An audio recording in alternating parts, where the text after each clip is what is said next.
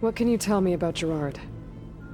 He was the head of the world's largest financial conglomerate, and as such had dealings with almost every major corporation. It made him one of the wealthiest people on Earth, and certainly the wealthiest among Far Zenith. What does one person do with that much money? Buy more power, more influence. Gerard's always believed himself to be a refined patrician, able to maintain control with a polished smile. But beneath that exterior is a cold and calculating operator. It was his decision to restrict Beta's upbringing to her digital educators, the avatars of the Apollo database, while we were painted as her benefactors. Well, we'll deal with him soon enough. And the others. I would very much like to see his face when he realizes we've beaten him. So, Eric. Was he always a bloodthirsty psychopath? I believe he got worse over time. On Earth, he was the founder of a profitable private military company. A band of cutthroats, in other words. Even as governments abandoned human combatants in favor of automated warfare. He found success with clientele that required a more personal touch.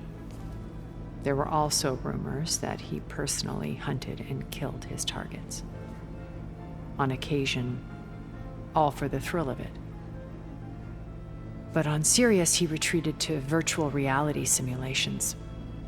In them, he could go on rampages as violent as he pleased, though I suspect with diminishing satisfaction. All of his tribe believes he was one of the greatest people from the old world.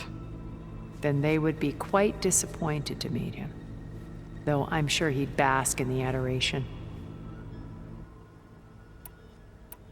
When Beta escaped and hid in an ancient research facility, I saw another one of the Zeniths, Verbena.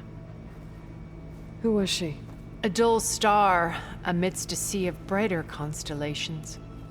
Unlike most of Far Zenith's members who amassed their wealth through shrewd business deals and technological achievements, Verbena inherited her billions.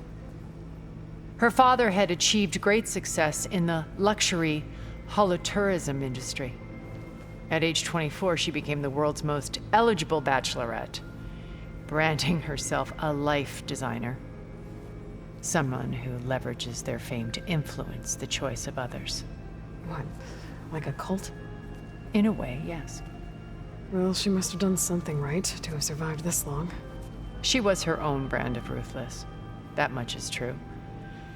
But even rats can cling to a vessel for escape. Okay, so I've had run-ins with a handful of Zeniths. What about the rest? An array of the wealthiest people on Earth. Titans of their industries. And let me guess. All selfish and ruthless to the core? Most, but not all. There were a few with whom I got along.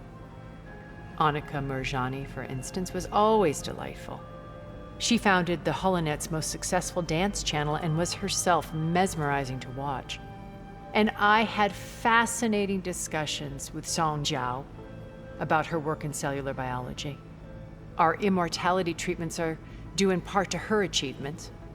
But then there were others like Devin Miller, the CEO of a fast food printing corporation.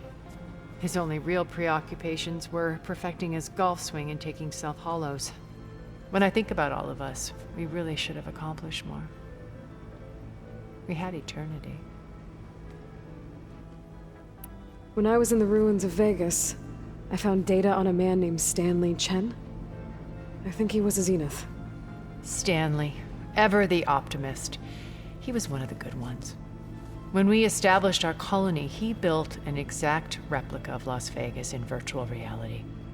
Lights, shows, gambling, every detail perfectly recreated. And while others cloistered themselves in their own fantasies, he flung his doors wide to everyone. The way you're talking about him, I'm guessing he didn't make it back to Earth? No, he perished when our colony was destroyed. He would have been thrilled to discover that part of his beloved city survived.